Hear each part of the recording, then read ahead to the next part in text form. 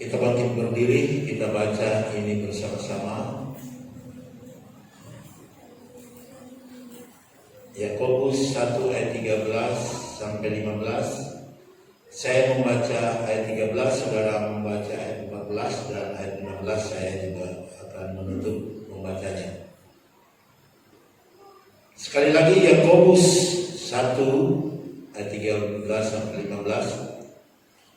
Apabila seorang dicobai, janganlah ia berkata pencobaan ini datang dari Allah. Sebab Allah tidak dapat dicobai oleh yang jahat, dan ia sendiri tidak mencobai siapapun.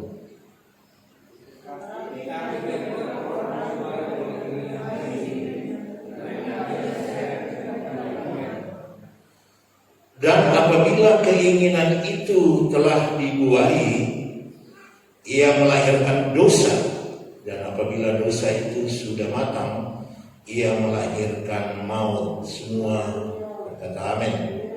Silakan duduk. Saudara, saya pada saat ini akan berbicara tentang dosa.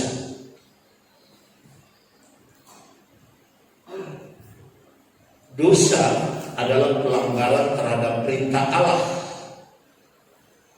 atau tindakan yang melanggar norma atau aturan yang telah ditetapkan Tuhan, atau melanggar wahyunya. Namun apabila seseorang itu berbalik, bertobat, menyesal akan semua pelanggaran terhadap perintah Allah, maka Tuhan itu pengasih, Tuhan itu penyayang. Tuhan itu akan mengampuni dosa kita. Sangat jelas bahwa manusia di dunia ini penuh pelanggaran terhadap perintah Allah, dan maut kekal siap menjemput umat manusia yang melanggar perintah Allah atau melanggar norma aturan yang telah ditetapkan Tuhan. Dan karena Dia pengasih dan penyayang, Dia mengutus anaknya yang tunggal supaya datang ke dunia ini, dan orang yang mau percaya terhadap perkataan anaknya yang tunggal, mau mengikuti langkah-langkah anaknya yang tunggal, yaitu Tuhan Yesus Kristus, dan mau percaya kepada pekerjaannya, yaitu Dia sudah lahir di dunia dan kemudian Dia menderita, mati disalibkan. Dia percaya bahwa Yesus itu mati disalibkan. Dia percaya bahwa Yesus itu dikuburkan dan 3 hari kemudian bangkit dari antara orang mati.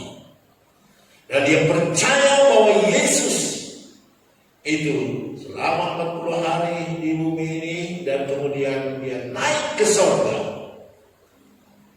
Dan dia percaya bahwa Yesus itu naik ke surga menyiapkan tempat bagi kita. Dan terutama dia percaya bahwa Yesus Kristus itu adalah Allah yang telah menjelma menjadi manusia Yesus Kristus itu. Maka dosanya diampuni karena dosa itu telah diselesaikan di atas kayu salib. Jadi siapapun kita yang telah terjerumus di dalam dosa, dan dosa itu walaupun merah seperti kermisi ataupun hitam pekat gelap gulita, apa saja yang kita mau katakan tentang dosa, tetapi kalau dia seperti apa yang saya sebutkan tadi, maka dosanya sudah diselesaikan di atas kayu salib. Termasuk dosa kita semua diselesaikan selesaikan di atas kayu salib. Amin saudara. Amin saudara. Kita berikan kemuliaan untuk Tuhan bahwa Yesus Kristus mengasihi kita semua dan menyelesaikan dosa kita, asal kita mau berbalik daripada perbuatan yang jahat atau bertobat dan menurut perintah Allah, dan tingkah laku kita tidak akan melanggar norma-norma yang sudah ditetapkan oleh Tuhan, aturan-aturan yang telah ditetapkan oleh Tuhan. Kita melakukan semuanya itu. Ini sedikitnya tentang dosa tersebut. Dan kita lihat terutama tentang dosa seperti pertanyaan orang Israel kepada Yesus. Dan mungkin juga kita bertanya, kenapa Tuhan mengizinkan dosa itu masuk ke dalam dunia? Kita tahu riwayatnya, nanti minggu depan kita akan bicara tentang asal dosa tersebut. Tetapi kita lihat apa yang Yesus katakan. Kalau seandainya itu memang Tuhan izinkan dosa itu masuk ke dalam dunia. Yohanes 9 ayat 23, murid-muridnya bertanya kepadanya, Rabi, siapakah yang berbuat dosa? Orang ini atau orang tuanya sehingga ia dilahirkan buta? Apa jawab Yesus? Perhatikan di situ.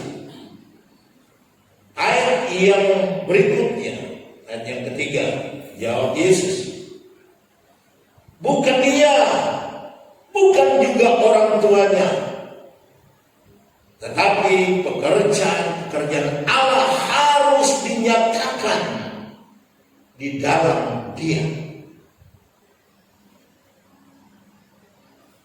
Jadi kita lihat bahwa dosa ini sangat luas efeknya.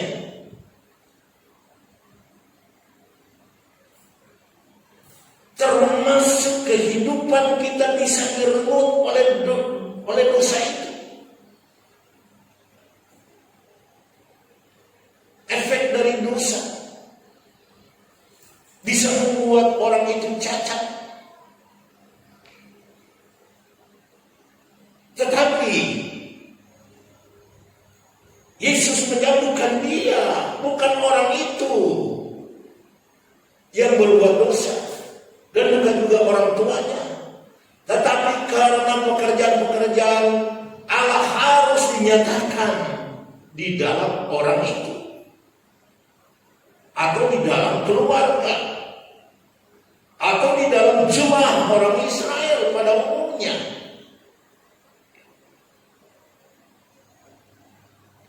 Sebab pekerjaan dosa dari mulanya itu telah merusak bumi ini, termasuk onak duri, termasuk bencana-bencana alam, termasuk sakit penyakit dan sampar. Itu karena ulah dosa. Tetapi bukan orang ini, dia kena imbas dari dosa itu. Bukan karena orang ini berbuat dosa atau orang tuanya dan kemudian turun kepada anaknya. Tidak. Yesus katakan,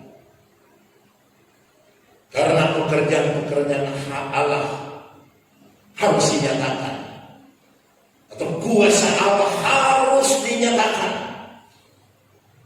Dikala seseorang itu mengalami imbas daripada dosa di dunia ini, yang kita tahu dimulai dari Taman Eden. Manusia yang pertama yang menolak firman itu, Kemudian orang ini kena imbas dari pekerjaan dosa itu. Dan Yesus katakan bahwa supaya pekerjaan Allah harus dinyatakan, supaya kuasa Allah, mujizat Allah dapat dinyatakan pada waktu itu kepada orang tersebut dan kepada keluarga, bahkan orang-orang Israel bisa melihat pekerjaan Allah yang dahsyat luar biasa melalui anaknya Yesus Kristus, Tuhan dan Juru Selamat. Orang yang kena imbas ini disembuhkan oleh Tuhan.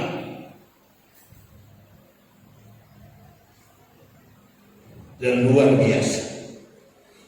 Inilah yang dikatakan oleh Yesus. Karena orang itu mengira-ngira dosa itu dari orang tuanya pasti. Orang tuanya pasti dikutuk Tuhan karena dia berbuat dosa. Dan kita akan lihat juga kenapa dosa itu bisa timbul di dalam kehidupan kita. Kalau tadi orang itu kena efek dari pekerjaan Tuhan. Maksud kami orang itu kena efek dari pekerjaan dosa itu supaya pekerjaan Tuhan itu dapat dinyatakan. Tapi kita melihat juga banyak orang yang berbuat dosa yang kita lihat sendiri. Bisa pembunuhan, bisa pencurian, pemerkosaan, dan lain sebagainya. Apa kata Paulus di dalam jemaat Tesalonika? Kita lihat di dalam 2 Tesalonika 2 ayat 7 sampai 12. Kita baca 2 Tesalonika 2 ayat 7 sampai 12. Saya bacakan di sini. Karena secara rahasia kedurhakaan telah mulai bekerja, tapi sekarang masih ada yang menahan. Kalau yang menahannya itu telah disingkirkan.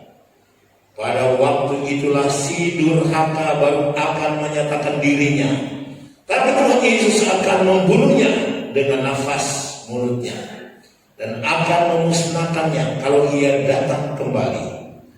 Kedatangan si pendurhaka itu adalah pekerjaan iblis dan akan disertai rupa-rupa perbuatan ajaib, tanda-tanda mujizat, tanda-tanda dan mujizat palsu, dengan rupa-rupa tipu daya jahat terhadap orang-orang harus binasa karena mereka tidak menerima dan mengasihi kebenaran yang dapat menyelamatkan mereka.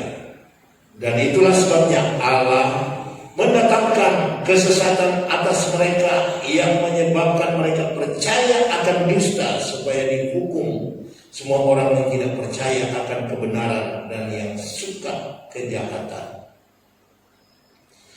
Jadi kita lihat di sini bahwa Tuhan membiarkan pekerjaan dosa itu.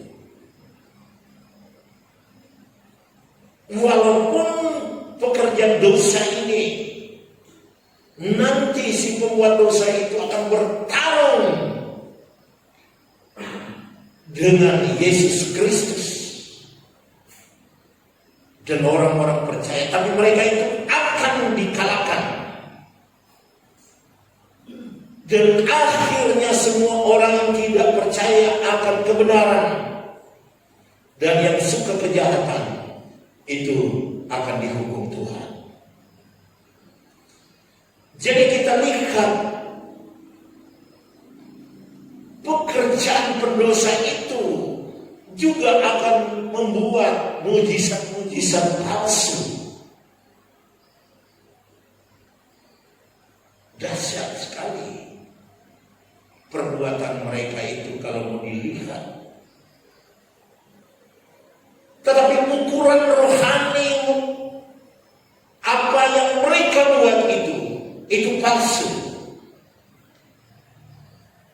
Tuhan tidak menerima perbuatan mereka karena mereka adalah jahat. Karena mereka melakukan itu dengan rupa-rupa tipu daya jahat di dalam ayat yang ke-10. Mereka melakukan itu dengan rupa-rupa tipu daya jahat. Tujuan mereka itu untuk membinasakan kita, mempengaruhi kita. Dan banyak orang akan terpengaruh dengan dosa ini, tipu daya jahat ini.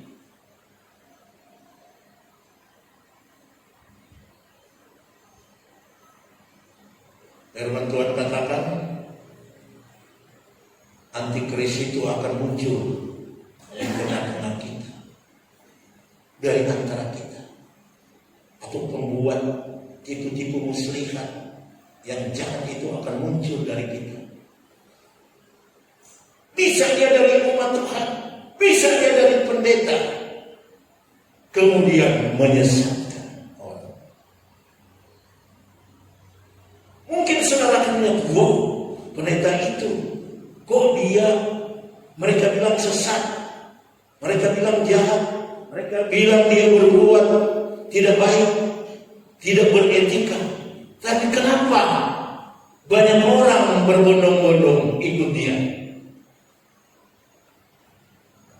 Dengan rupa-rupa tipu daya jahat terhadap orang-orang yang harus binasa, karena mereka tidak menerima dan mengasihi kebenaran yang dapat menyelamatkan mereka. Terpengaruh orang-orang ini. Sebab itu saudara yang dikasihi Tuhan, pekerjaan dosa ini, dia bekerja perlahan secara rahasia. Sangat jelas karena secara rahasia kedurhakaan itu telah mulai bekerja. Tapi memang sekarang Tuhan masih menahan. Tapi kalau nanti kesabaran Tuhan telah habis,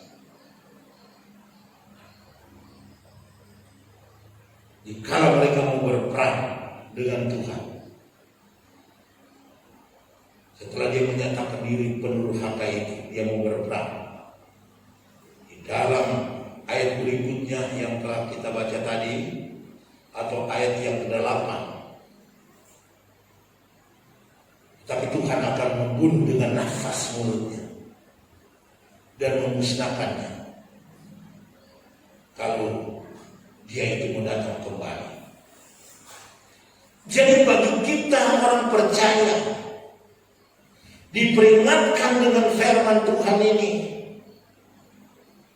supaya kita berhati-hati melangkah, supaya kita tidak melanggar perintah Tuhan.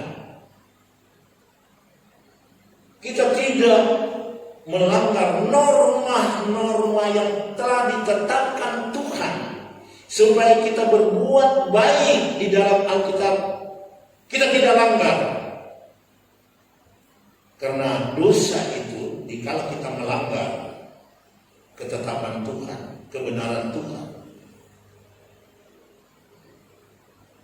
Alkitab yang menunjukkan ini dosa itu. Tapi syukur kepada Tuhan, karena Tuhan mengasihi kita sehingga kita ditebus oleh darah Kristus Yesus. Memang seringkali membingungkan kita asal dosa itu. Kalau kita berbuat ini dosa atau tidak? Tidak. Orang lain bilang dosa, orang lain bilang tidak. Itu dosa putih katanya. Jadi banyak orang seringkali bingung. Tetapi sudah sangat jelas apa firman Tuhan katakan kepada kita. Tidak boleh ini, tidak boleh itu, dan semua larangan yang kita dapati dalam Alkitab. Kalau kita langgar, maka kita itu dikategorikan sebagai pendosa. Maka Yesus katakan, kalau kita membenci orang, sama dengan pembunuh. Nah, supaya kita itu tidak berdosa di dalam hal ini, janganlah kita membenci orang, tetapi taburkan kasih Kristus kepada mereka. Amin, saudara. Saudara-saudara kita masih banyak yang belum diselamatkan, dan memang mereka berbuat hal-hal seperti ini. Kita tidak boleh membenci mereka. Kasihilah mereka, sebab dengan taburan kasih kita kepada mereka, kita dapat merangkul mereka, membawa mereka kepada Yesus Kristus. Dikala mereka mau percaya kepada Yesus Kristus. Penghukuman itu bukan kita yang menghukum mereka. Tidak boleh kita menghukum mereka, karena hukuman kepada orang pendosa itu adalah haknya Tuhan. Kita tidak boleh langsung memvonis mereka, tetapi taburan kasih tetap ada kepada mereka. Karena siapa tahu hari-hari berikut terjadi kesadaran batin mereka, dan mereka boleh mengingat taburan kasih kita. Dan akhirnya setelah kita jumpai berikut dengan taburan kasih, mereka akan sadar. Tetapi dikala mereka sudah mengingat taburan kasih kita, namun setelah kita pergi berikut, kamu ini tidak bertobat, terjadi pertengkaran dan membatalkan niatnya untuk datang kepada Kristus. Sebab itu taburan kasih kita jangan berhenti terhadap seseorang.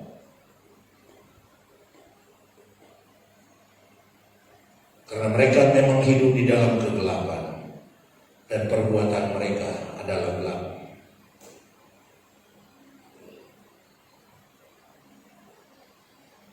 Kita lihat Wahyu 17 ayat 5. Dan pada dahinya tertulis suatu nama, suatu rahasia. Babel besar, ibu dari wanita-wanita pelacur dan dari kekejian bumi. Ini lambang dari pendosa itu.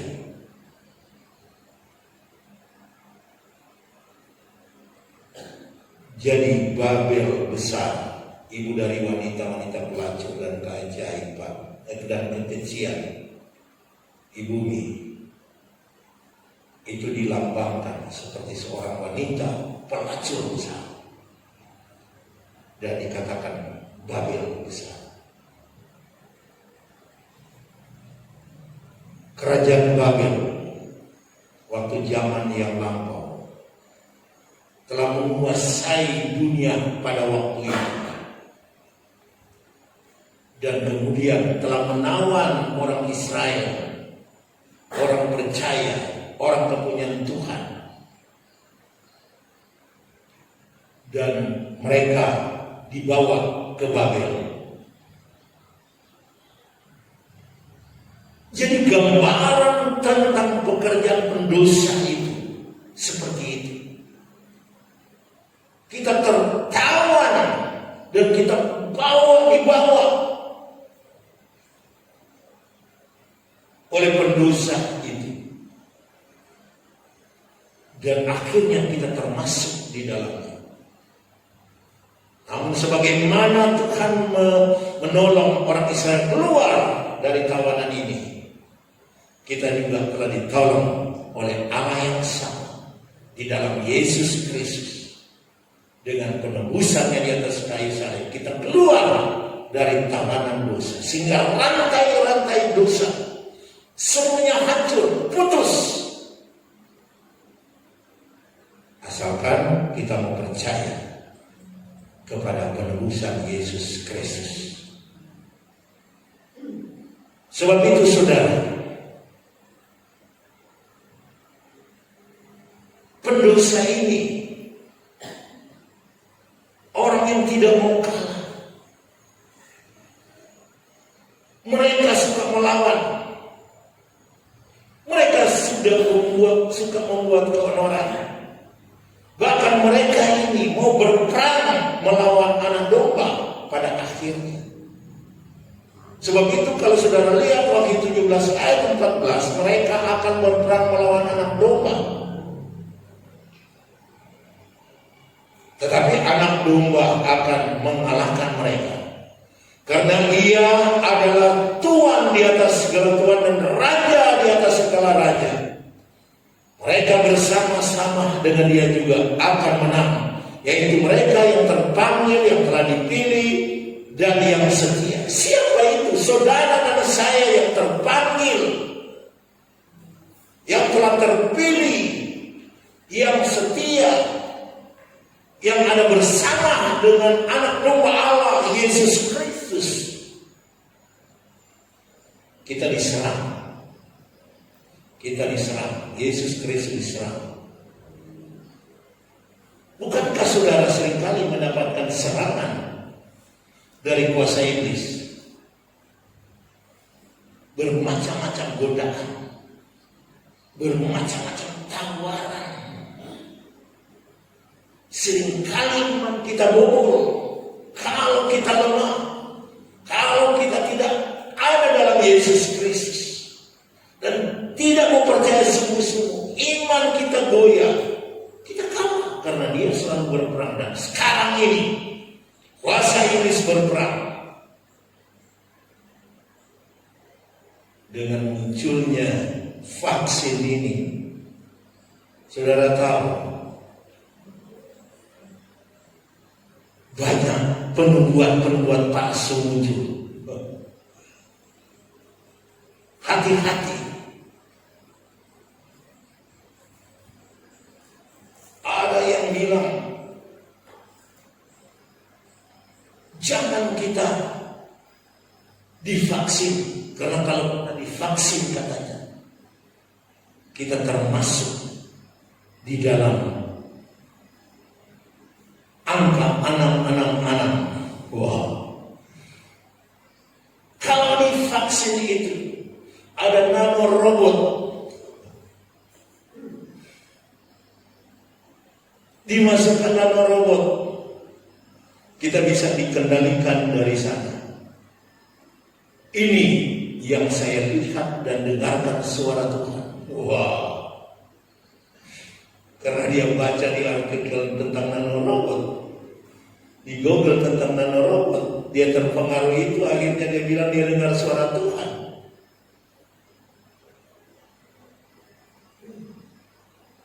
Nah, kita harus berhati-hati. Di saat-saat seperti ini iman kita diserang. Sehingga ada yang telepon saya, karena dia keluarga, "Kak, aku bingung ini." Mereka bilang ini bahaya. Tetapi sudah banyak teman-teman kita yang ikut vaksin. Bagaimana? Terus kamu bilang, aku berdoa. Waktu berdoa kenapa? Tuhan bilang jangan, katanya. Waduh, saya bilang gawat ini. Kalau kalian kena dengan corona, mau diobati enggak?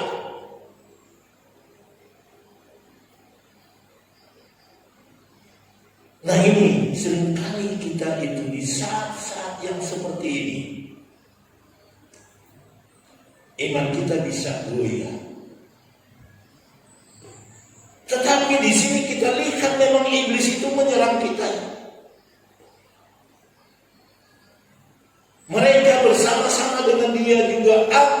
menang. Yaitu dengan Yesus Kristus. Kalau kita diserang oleh iblis, kita pasti menang. Tidak usah takut masalah vaksin. Kita kait-kaitkan dengan iman di dalam Yesus Kristus.